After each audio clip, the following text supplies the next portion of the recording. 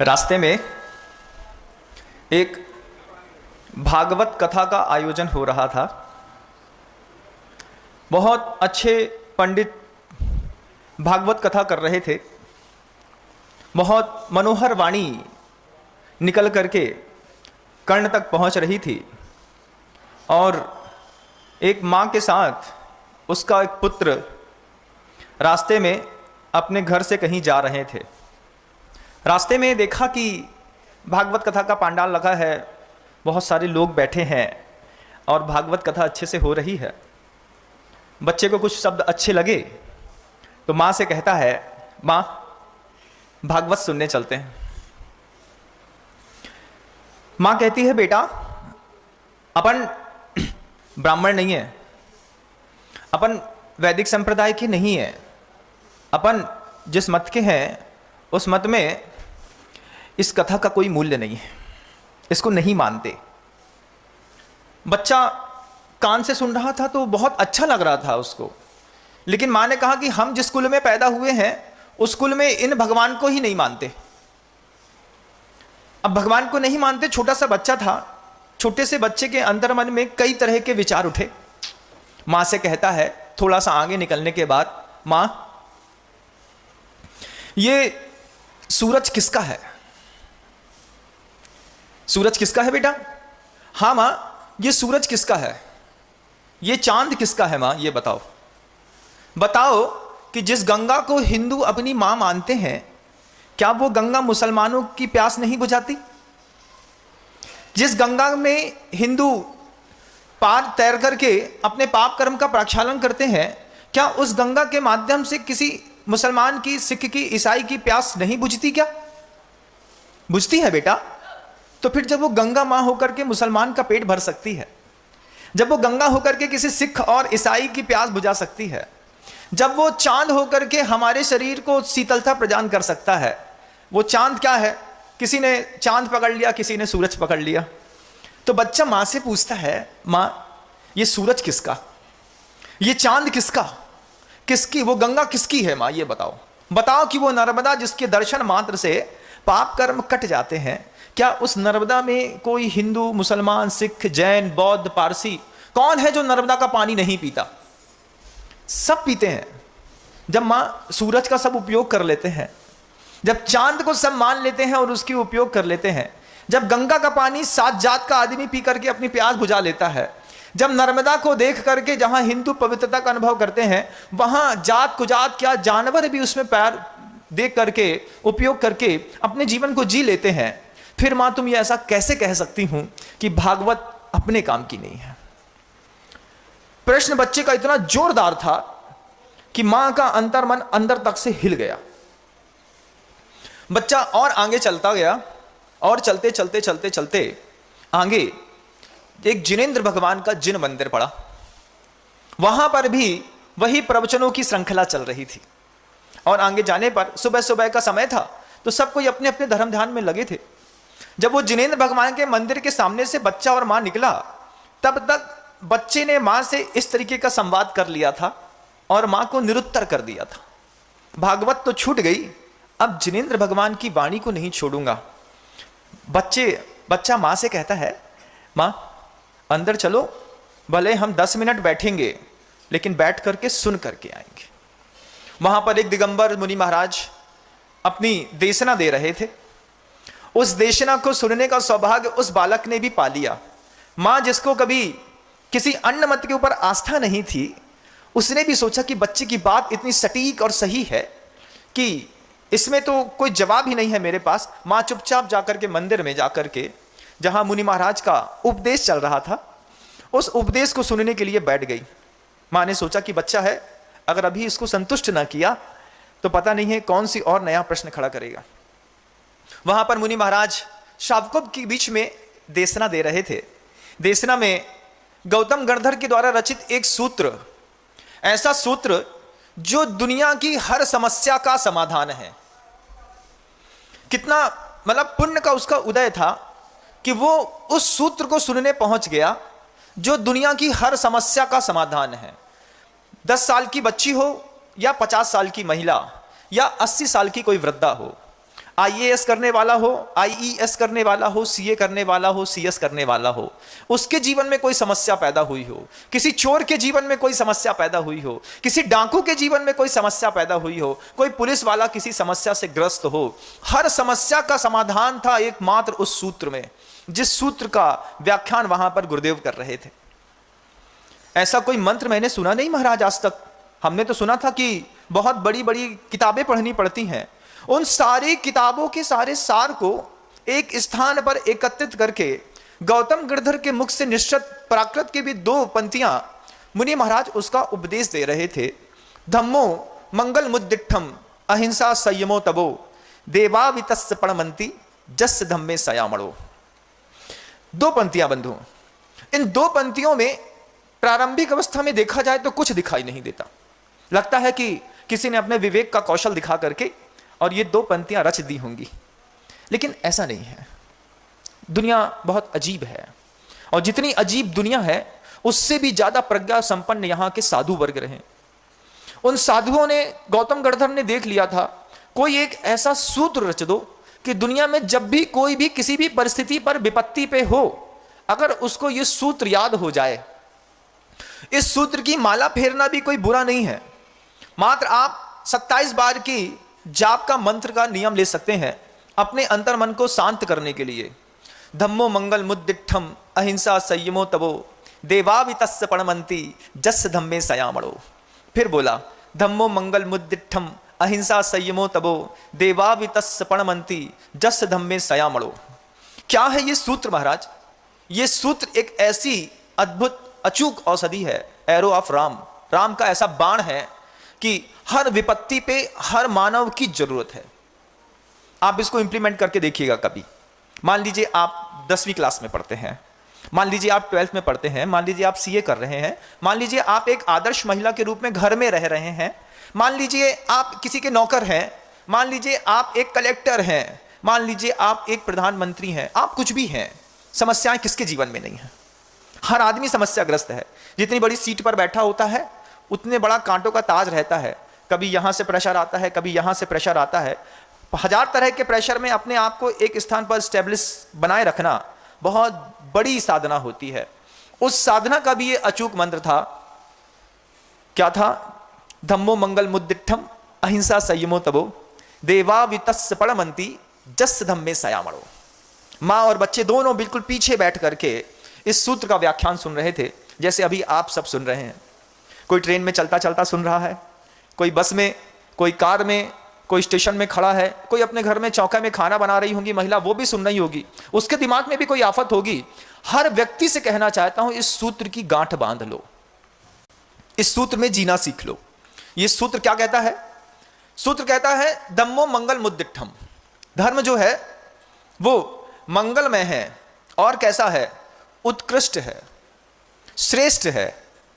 लोग कई बार हिंदी साहित्य में सर्वश्रेष्ठ शब्द लिखते हैं, भैया सर्वश्रेष्ठ, लेकिन संस्कृत कहती है अगर उत्कृष्ट शब्द लिख दिया तो उत्कृष्ट में सर्व शब्द लगाने की कोई जरूरत ही नहीं है। उत्कृष्ट का मतलब ही उच्चतम होता है। धम्मो मंगलम उद्दिठम। धर्म कैसा है? मंगलमय है और उत्कृष्ट है। धर्म की 2 विशेषताएं बताई। अब इन 2 विशेषताओं को बताने के साथ ही उन्होंने धर्म को व्याख्यायित किया। वे मुनि महाराज थे, बैठे थे, धर्म को व्याख्यायित कर रहे थे। आप किसी भी मत के हो और इस बात को अगर सुन रहे हो, अपने जीवन में इंप्लीमेंट करके देखना कैसे जीवन कितना जल्दी सुंदर बन जाता है। दुनिया में लौकिक मंगल तो कई चीजें हैं, जैसे छोटी सी कन्या होती है उसको भी मंगल माना गया, कोई सफेद घोड़ा दिख जाए उसको भी मंगल माना गया। जब आप बाहर सफर में निकलते हैं तो आपके हाथ में एक नारियल दे दिया जाता है, तो उस नारियल को भी मंगल मानते हैं। कई लोग घर से किसी शुभ काम के लिए निकले और बाहर झाड़ू लगाने वाली बाई दिख गई तो उसको सुबह सुबह 10 रुपए दे देते, भैया सुबह सुबह बाई दिख गई है, 10 रुपए पकड़ो, आप तो अपना काम हो ही जाना है। कुछ लोग फल का ठेला दिख जाता है, उस फल को ठेले वाले को अच्छे फल ऊपर से दिख गए, लोग समझते भैया अपना तो मंगल हो गया, ये फल का ठेला दिखा हुआ है। लौकिक मंगल तो कई हैं इस दुनिया में, लेकिन वो सिर्फ देखने मात्र के हैं, उनको देखने से आप सुधर नहीं सकते। लेकिन एक पारलौकिक मंगल सूत्र है जो महिलाओं के गले में नहीं रहता, व्यक्ति को अपने दिमाग में रखना पड़ता है। धम्मो मंगल मुद्दिठम। ये धर्म कैसा है? मंगलमय है और उत्कृष्ट है।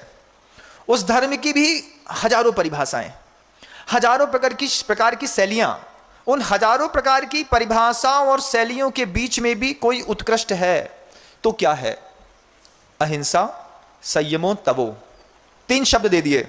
अगर ये 3 शब्द आपके जीवन में आ जाएं तो देखिए जीवन कितना खूबसूरत हो जाता है। जो आत्महत्या करने वाला है उसके लिए भी, जिसने विचार बना रहा है, जो फेल हो गया है, जो फेल होने जा रहा है, जिसको प्लेम्स निकालनी है, किसी भी प्रकार की परेशानी है बंधुओं, इस सूत्र को लगा के देखिए। कितना पवित्र सूत्र मुनि महाराज उपदेश दे रहे थे। उस उपदेश को थोड़ा सा और सही तरीके से और अच्छे तरीके से रखने का मैं प्रयास मात्र कर रहा हूं, क्योंकि गुरुओं के उपदेश में और मैं सही क्या कर सकता हूं। जब गौतम गणधर ने खुद कह दिया कि दुनिया में हर विपत्ति ग्रस्त का यह मंत्र सहारा बनेगा, फिर वो मंत्र हमारा सहारा आज तक क्यों नहीं बना? क्योंकि हमें पता ही नहीं था, क्योंकि हमने ऐसी धारणा बना ली थी कि यह मंत्र तो जैनों का है, तो हिंदू इसको कैसे अपना सकता है, कोई मुसलमान इसको इंप्लीमेंट कैसे कर सकता है, कोई सिख और पारसी के काम में कैसे आ सकता है? क्यों? क्योंकि जैन साधु कह रहा है। अब जैन साधु कह रहा है तो हम नहीं मानेंगे। अरे भैया, ये सूरज, ये चांद, ये धरती, ये गंगा, ये नर्मदा किसी एक की नहीं है। ठीक वैसे ही ये सूत्र भी किसी एक का नहीं है। जिसके जो भी दुनिया में प्राणधारी है उसको इस सूत्र की जरूरत है। आज के व्यवहारिक दिन के जीवन में भी आप आज ही इसको इंप्लीमेंट करके देखेंगे, आपको आनंद आएगा। किसी विपत्ति में आप फंसे हैं, आप 3 में से किसी एक का प्रयोग कर लीजिए, अहिंसा का, संयम का या तप का। महाराज, मेरा लड़का पढ़ाई में बहुत कमजोर है। किसी ने पूछ लिया, लड़का पढ़ाई में कमजोर है, अब उसमें यह सूत्र कैसे लगेगा? अगर मान लीजिए आपका लड़का पढ़ाई में कमजोर है, उसमें इस सूत्र को लगा के देखिए। उसको इस सूत्र में 3 शब्द में से किसी एक की जरूरत है, अहिंसा की, संयम की या तपने की। मान लीजिए आपका लड़का पढ़ाई में कमजोर है तो उसको संयम के मार्ग का रास्ता दिखा दीजिए। लड़का पढ़ाई में कमजोर क्यों है? क्योंकि एंड्रॉइड चलाता है, रात में लेट तक घूमता है, कूदता है, क्रिकेट खेलता है, दुनिया भर की चीजें हैं। तो उसकी एनर्जीज में जो टी लग गया है, जिससे उसकी एनर्जी कहीं आधी यहां डाइवर्ट हो रही है, आधी यहां डाइवर्ट हो रही है। उस डाइवर्ट होती एनर्जी में आप 3 में से, अहिंसा, संयम और तप में से एक सूत्र लगा दीजिए। सिर्फ तप, संयम। बेटा संयम स्वीकार करो। जो गधा लड़का है, जो बिल्कुल डफर है, जो बिल्कुल भी उत्साहहीन हो गया है, जिसके अंदर पढ़ने की इच्छा खत्म हो गई है, उसको थोड़ा सा संयम सिखा दिया और उस संयम मात्र से उस लड़के के नंबर बढ़ना शुरू हो जाते हैं। जैसे घर के अंदर मान लीजिए कमाने वाला व्यक्ति व्यसनी ना हो तो पूरी की पूरी संपत्ति घर में बचना शुरू हो जाती है, पैसा बढ़ना शुरू हो जाता है। ऐसी ज्ञान अर्जन करने वाला वो बालक भी अगर व्यसनी ना हो, उसको एडिक्शन किसी भी चीज का हो सकता है। खाने का एडिक्शन हो सकता है, सोने का हो सकता है, टीवी मोबाइल देखने का हो सकता है, घूमने का हो सकता है, क्रिकेट खेलने का हो सकता है। अगर वो किसी भी चीज का एडिक्शन में है तो उस बच्चे की एनर्जी यहां से वहां जा रही है।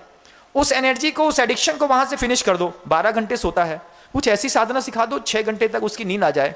देखिए 6 घंटे बचेगा तो पढ़ाई में नंबर आने वाले हैं। 3 में से कोई एक सूत्र लगा लीजिए। मान लीजिए आपके घर के अंदर आपको आत्महत्या करने की इच्छा हो रही है, आप उसमें से 3 में से कोई एक सूत्र लगा लीजिए। अहिंसा का लगा लीजिए या संयम का लगा लीजिए या तप का लगा लीजिए। संयम कई प्रकार का बंधु, उसमें जैन दर्शनकार इंद्रिय संयम भी कहते हैं और प्राणी संयम भी कहते हैं।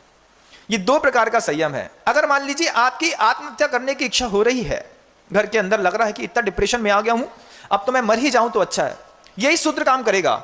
वो संयम 2 प्रकार का, इंद्रिय संयम और प्राणी संयम।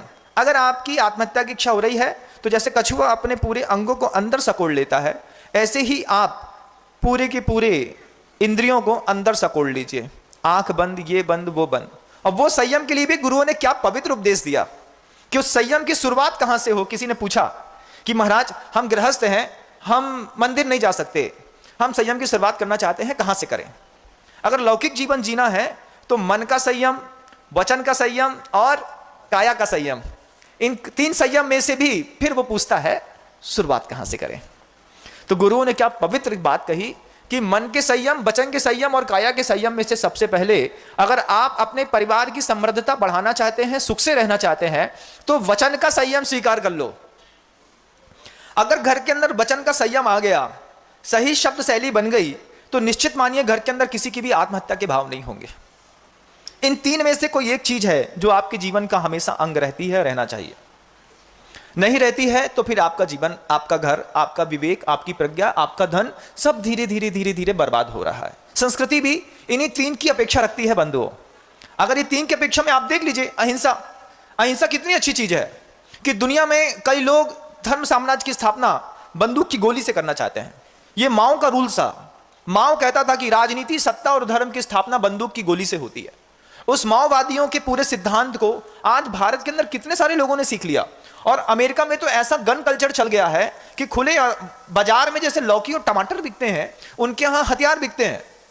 आज शिक्षक भी अमेरिका में, आप सोचिए कितना आश्चर्य होता है कि शिक्षक जब स्कूल में पढ़ाने जाता है तो साथ में हथियार लेकर के जाता है। अगर किसी ने अटैक किया तो उसको राइट्स है इस बात का कि वो अपने स्टूडेंट्स को गोली मार सकता है। कितनी बीभत्सता है। उस बीभत्स वातावरण से बचने का क्या उपाय है?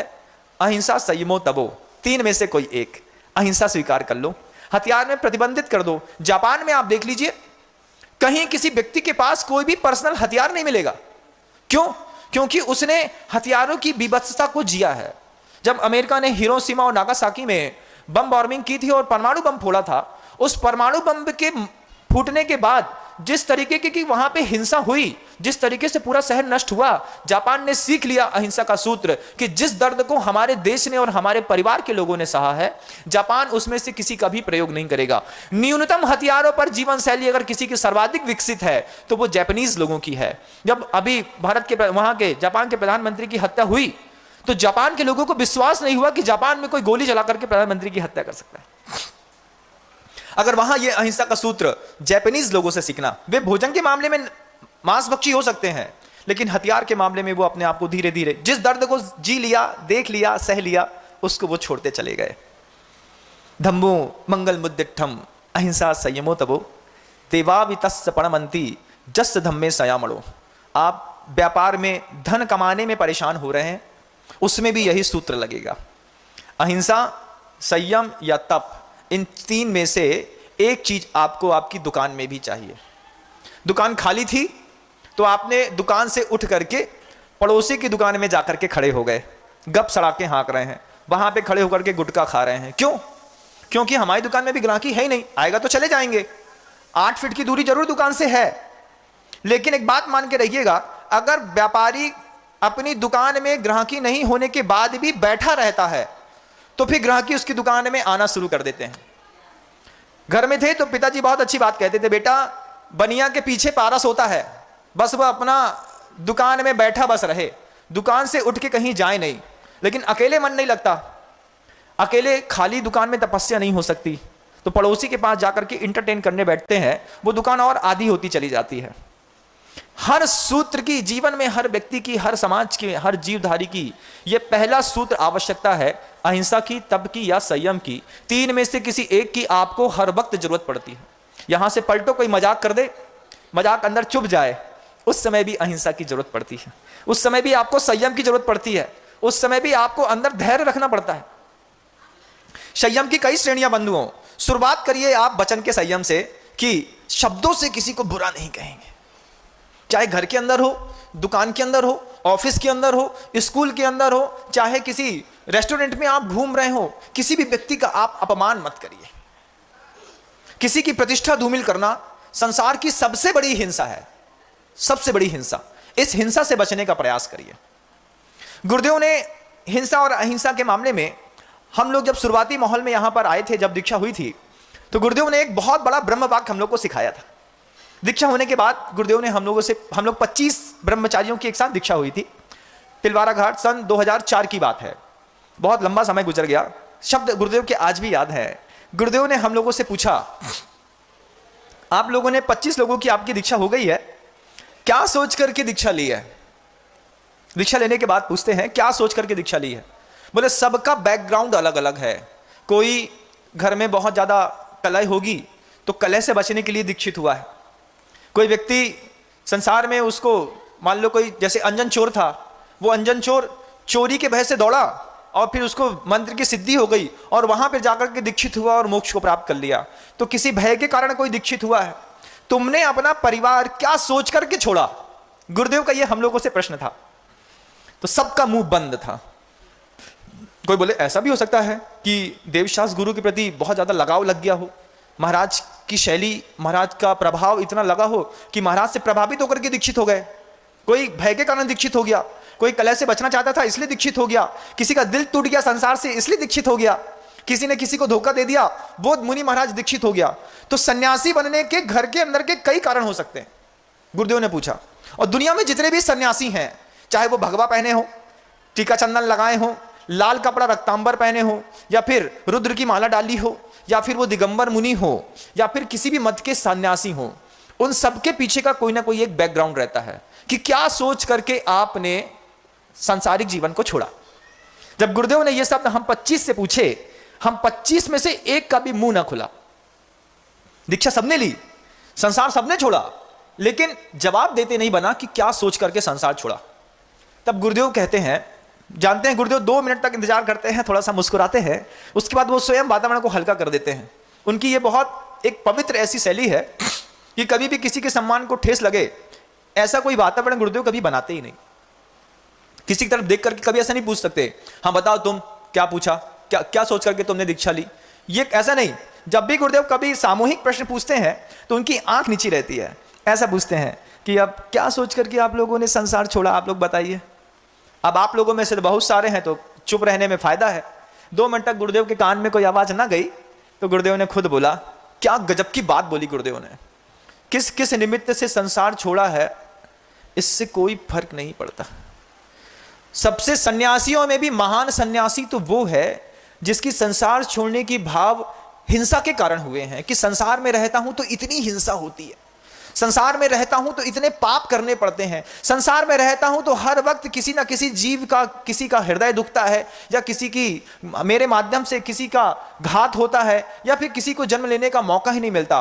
तो गुरुदेव कहते उस सन्यासी की पवित्रता और उस सन्यासी की सबसे बड़ी कीमत है जो हिंसा के भय से भयभीत होकर के दीक्षित होता है।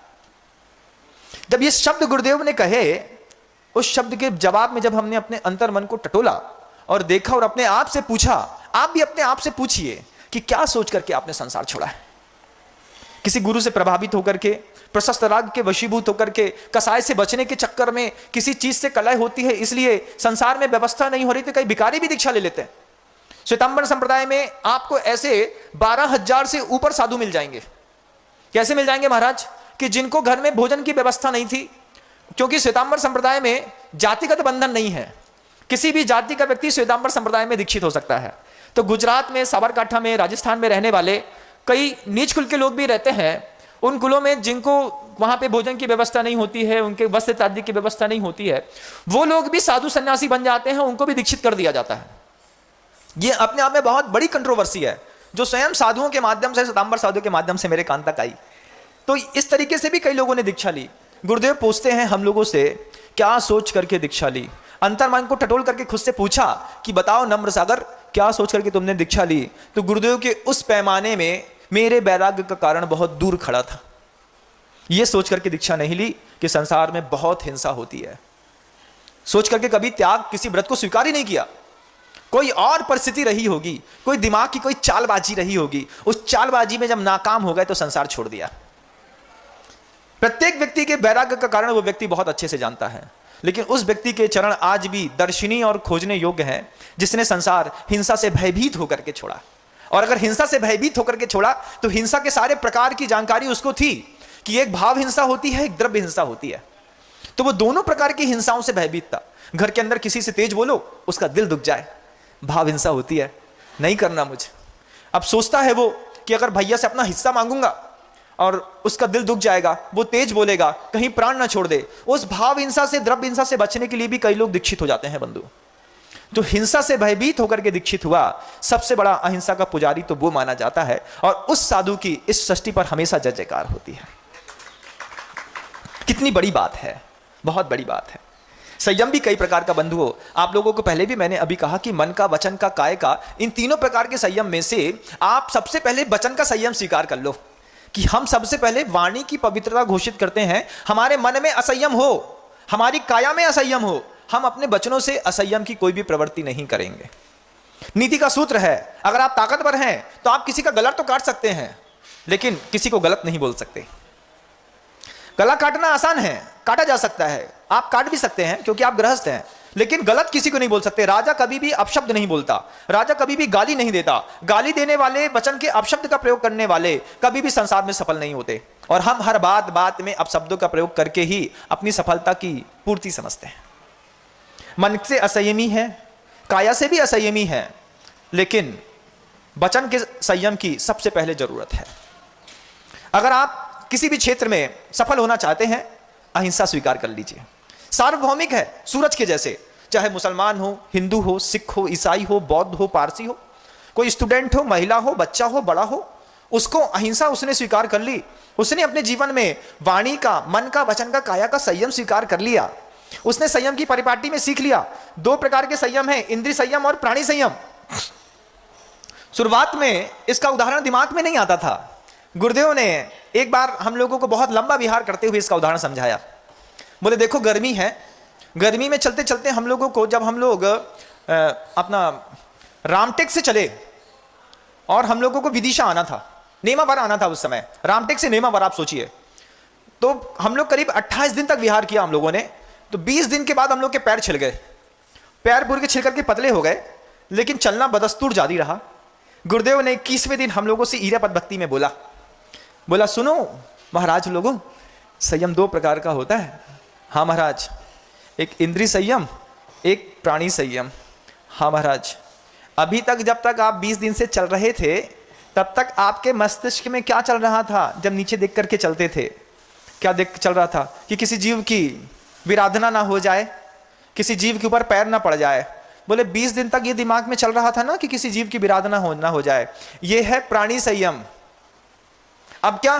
अब आप चल रहे हैं और आपका पूरा पैर छिल गया है, अब आपको जीव नहीं दिखता, अब आपको इंद्रियां दिखती हैं कि भैया हमारे पैर में गड़ ना जाए, हमारे को ततूरी ज्यादा ना लगे।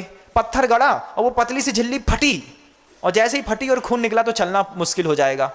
तो अभी तक आपकी ईरापद समिति में दृष्टि काय की बनी थी कि जीव न मर जाए, अब दृष्टि काय की बन गई कि कहीं हमको न लग जाए।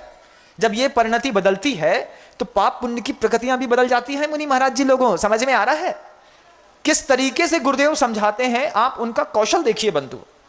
उस कौशल से समझाया 2 प्रकार का संयम, इंद्रिय संयम और प्राणी संयम। क्या पसंद है अभी? हाँ महाराज जी, आप सही कह रहे हैं। ऐसा शंभो सागर जी महाराज थे, ऐसा होता तो है कि अब पत्थर के ऊपर पैर रखने से पहले आदमी ये नहीं देखता कि उसके नीचे जीव है कि नहीं, अब ये देखता है कि ये पत्थर कहीं हमको गड़ तो नहीं जाएगा। दृष्टि तो बदल जाती है महाराज। बोले जैसे ही दृष्टि बदलती है वैसे ही सृष्टि बदल जाती है। अपनी भी दृष्टि परिवर्तन की जरूरत है। हमको भी अभी बहुत कुछ सीखने और समझने की जरूरत है। आजकल हम जिन संतानों को लालन पालन कर रहे हैं, उन लालन पालन करने वाले संतानों को हम सुख सुविधाएं देते हैं, लेकिन इस तरीके का कोई अमोघ मंत्र नहीं सिखाते।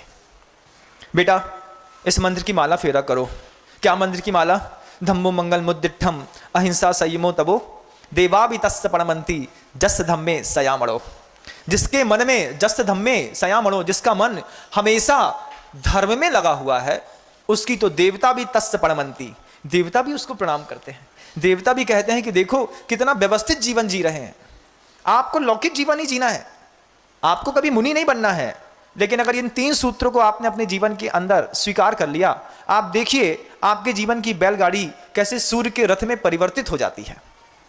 अभी जो ढक्कर ढक्कर यहां वहां दचके लग रहे हैं, जीवन में सारे धक्के खत्म हो जाएंगे अगर आपने अहिंसा स्वीकार कर ली तो, अहिंसा की परिभाषा सीख ली तो। सारे धक्के, सारा अपवाद, सारा अपमान, सारी कसाई खत्म हो जाएगी अगर जीवन में संयम आ गया तो, अगर जीवन में थोड़ा सा तप आ गया तो। किसी ने हमसे पूछा महाराज इस संयम और तप की कोई दूसरी परिभाषा समझाइए। हमने गुरुदेव की कोई संस्मरण छांटे किताब में उठाए, देखा, एक बहुत अच्छा संस्मरण दिखा।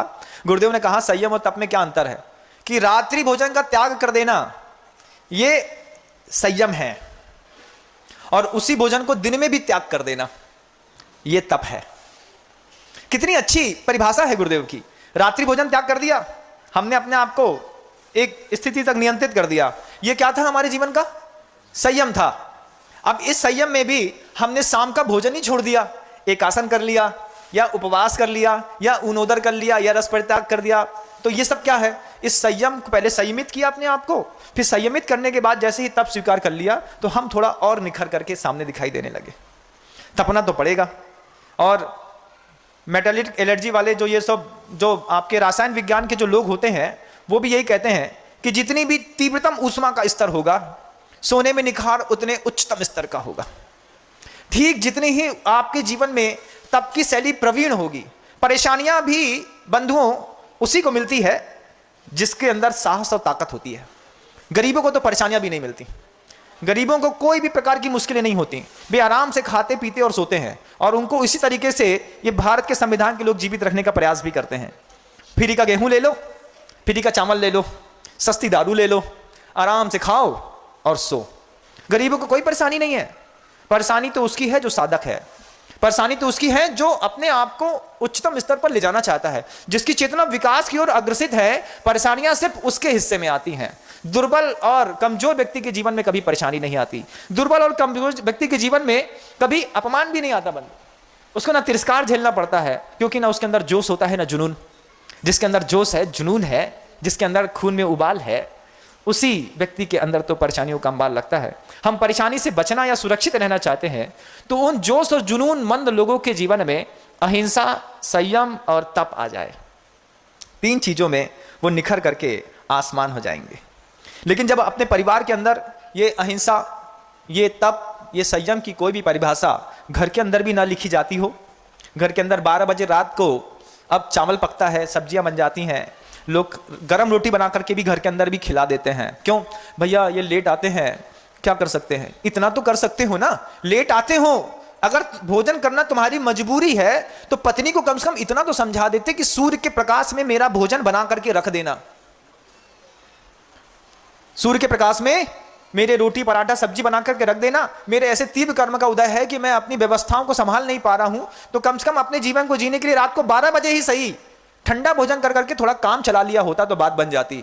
लेकिन इंद्रिय लोलुपता के वशीभूत होकर के रात को 10 बजे मंगोड़ी की कढ़ैया जैन कुलों में भी चढ़ती है, बरारी है भैया क्या करो, ठंडी का गर्मी का सीजन है, एक काम करो, अब तो हमारा अन्न का त्याग है, थोड़े से भजिया निकाल दो। अब उनने सिंघाड़ा के भजिया बघार दिए, रात में कढ़ैया चढ़ा रहे हो। जब रात में किसी कढ़ैया में चढ़ना पड़ेगा ना, तब समझ में आएगा। उन महिलाओं का, उनका विवेक कहां चला जाता है, समझ में नहीं आता कि अपने पति को थोड़ा सा नियंत्रित कर लेते। सुनो, अब रात में 9 बज गए हैं, अब कढ़ैया मत चढ़वाओ, हमने तुम्हारे लिए थोड़ा सा नाश्ता बना दिया था, ये खा लो, काम कर लो, गर्म दूध दे दिया, कुछ दे दिया, काम चला दिया। पत्नी थोड़ा भी समझदार होती तो पतन से पति को बचा लेती, लेकिन पत्नी तो पीछे धक्का मारने में लगी। खुद ही बोलती रात को 10 बजे हैं लेकिन अभी टाइम है, चलो रेस्टोरेंट खुला होगा, अपन एक डोसा खा के आते हैं। अब आफत है। पत्नी किसको कहते हैं? तो कहते हैं जो पति का पतन बर्दाश्त ना कर सके उसका नाम पत्नी है। यहां तो पत्नी खुद ही पति को धक्का मारने में लगी है। सुनो, तुम ऑफिस से आ रहे हो कि नहीं कि हम अकेले चले जाएं, और नहीं आए तो हम बताते हैं तुमको। फिर कलेक्टर भी क्यों ना हो, बहाना मारता है और अपनी गाड़ी दबा लेता है, बोलता है भैया अभी मैं जा रहा हूं, नहीं तो होम मिनिस्ट्री बिगड़ जाएगी। प्रधानमंत्री को संभालना आसान है, पत्नी को संभालना बहुत कठिन है, बहुत कठिन है बंधु। क्यों? क्योंकि 3 में से एक भी परिभाषा उसके माता पिता ने उसको नहीं सिखाई, ना अहिंसा की, ना संयम की, ना तप की। उसने आपको नहीं सिखाई, आप उसके बहाव में बह गए। कैसे बह गए? इतना बह गए महाराज कि कहीं के कुछ भी नहीं बचे। बच्चे भी इसी अहिंसा का पालन नहीं होने के कारण, घर के अंदर जब अहिंसा का पालन नहीं होता, भाव हिंसा और द्रव्य हिंसा 2 प्रकार की हिंसा बंधु, उसमें जब बच्चे धीरे धीरे घर के अंदर का माहौल सीख लेते हैं तो घर के अंदर की हिंसात्मक राजनीति में छोटी उम्र के बच्चे घुस जाते हैं। वो हिंसात्मक राजनीति कैसी है आप देखिए कि घर के अंदर की घरेलू राजनीतियां चलती हैं। वो घरेलू राजनीति माइक में बोलने में अच्छी नहीं लगती, लेकिन नहीं बताएं तो आपको समझ में नहीं आता है। जैसे देवरानी जेठानी के बीच में अंदर चलता रहता है, पता नहीं क्या समझाते अपने आप को। देखो तो कछु ना बनात बने ना करत बने, पूरा चौका मचा के रख दो, कुछ ऐसा कर दिया। तो ये सब चीजें बाहर नहीं बोली जाती, ये सब चीजें अपने कमरे के अंदर बड़ बड़ करती रहती हैं उन लोग। जब जैसे पति घर कमरे के अंदर आए, पुत्र कमरे के अंदर, सुनो तुम बड़ी मम्मी के हाथ का मत खाया करो, गंदा बनाती है। अब वो बच्चा राजनीति का शिकार है। अब वो राजनीति का तो पहले शिकार हुआ, फिर सक्रिय राजनीति घर के अंदर घरेलू हिंसा की वो सीख गया। अब 8 साल के बच्चे के अंदर आप सोचिए, आपने अहिंसा का पालन नहीं किया तो 8 साल के बच्चे के अंदर 18 साल जैसी चालाकी घुस गई। अब आपका 8 साल का बच्चा 18 साल के बच्चे के जैसा चालाक हो गया। क्यों? क्योंकि घर के अंदर ऐसा कोई एनवायरनमेंट बनाया नहीं अहिंसा का, घर के अंदर कोई एनवायरनमेंट नहीं है संयम का, घर के अंदर कोई एनवायरनमेंट नहीं है तप का। अब बच्चा क्या करे, उसको इसकी परिभाषा ही नहीं पता। उसको बड़ा होना है, वो बड़ा होना है तो बड़ा परेशान भी तो होता है बेचारा। और परेशान के कारण क्या है कि माता पिता खुद इंप्लीमेंट करके कुछ नहीं सिखाते हैं। एक बच्चा इनोसेंस था, एक लॉस ऑफ इनोसेंस हो गया। लॉस ऑफ इनोसेंस क्या है महाराज? छोटी उम्र में हमारे घर की वातावरण ने बच्चे को उम्र से पहले बड़ा बना दिया। उम्र से पहले बच्चा समझदार हो जाए तो भी ठीक बात थी, लेकिन उम्र से पहले बच्चा व्यसनी हो गया। अब बच्चा क्या है महाराज, उसको हर चीज में मसाला चाहिए। एक बहुत बड़ी कंट्रोवर्सी है, आपको बताना चाहता हूं। भारतीय भोजन शैली में मसाले का प्रयोग किया जाता है। बोलिए हाँ, करते हैं कि नहीं? करते हैं। लेकिन मसाला शब्द कहीं पर भी हिंदी साहित्य में दिखाई नहीं देता। यहां पर औषधि प्रयोग की व्यवस्था है। तो जब भी, जैसे मान लीजिए आप लौकी खाना चाहते हैं, कद्दू खाना चाहते हैं, तो उसमें जो वो नैसर्गिक रूप से वो कद्दू या लौकी पैदा हुआ है, उसमें कुछ विषाक्तता के परमाणु हैं। उस विषाक्तपने को नष्ट करने के लिए स्पाइस में कुछ ऐसी शक्तियां होती हैं, कुछ जीरे में, कुछ धनिया में, कुछ काली मिर्च में इतना तिक्तपन होता है कि उसके तिक्तपने से उसका विषाक्तपन नष्ट हो जाता है। और विषाक्तपन नष्ट हो जाने से उसको खाने में, पचाने में, उससे जीजी विषाक्त के लिए जो जीवनी शक्ति चाहिए, उसके लिए हमको एक सात्विक ऊर्जा शरीर के अंदर मिलती है। मसाले सब्जी के साथ इसलिए प्रयोग किए जाते थे। अब उस मसाले की परिभाषा बदल गई। अब मसाले आदमी के टेस्ट बड को और ज्यादा आक्रामक करने के लिए किए जाते हैं। अब उसमें भी केमिकल वाले मसाले आते हैं। वो केमिकल वाला मसाला कैसा होता है कि आप जैसे वो जो मैगी का पैकेट आता है बंधु, उसके अंदर एक मसाला आता है। वो मैगी के मसाले के साथ बच्चा मैगी खाएगा। अगर मान लीजिए उसी मैगी में आप मसाला मत डालिए, फिर आप बच्चे को मैगी खिला के दिखा दीजिए, बच्चा मैगी नहीं खाता।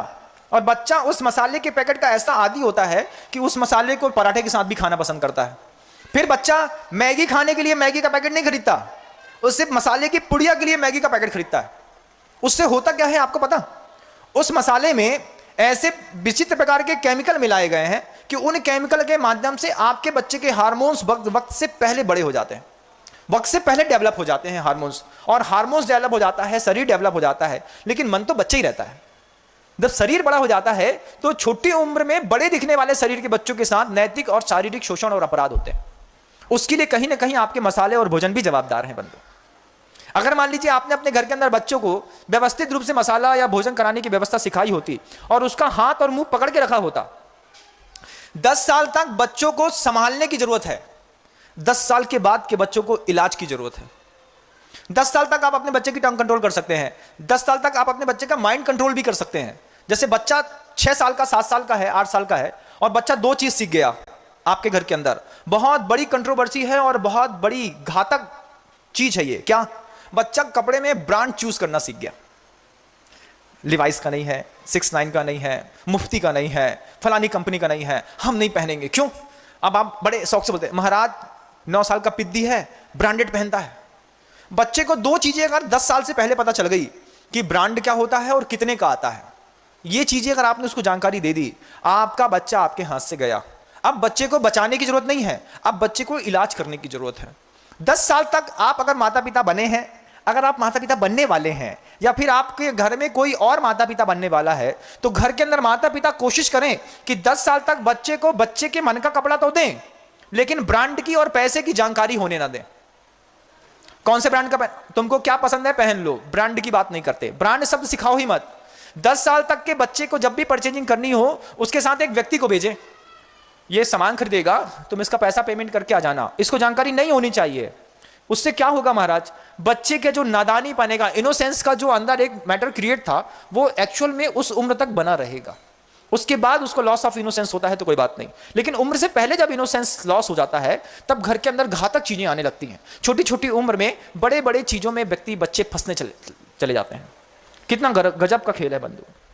आप किसी भी मत के अनुयायी हैं, आप चाहे अल्लाह को मानते हैं या फिर गुरु नानक को या भगवान महावीर को मानते हैं या पारसी को, लेकिन आप इस सूत्र को जरूर माने। यह सूत्र जीवन में प्रत्येक व्यक्ति के दिल में, घर में सूरज उगाने जैसा है। दम्भो धम्मो मंगल मुद्दिठम अहिंसा संयमो तबो देवावितस्य पणमंती जस धम्मे सयामणो।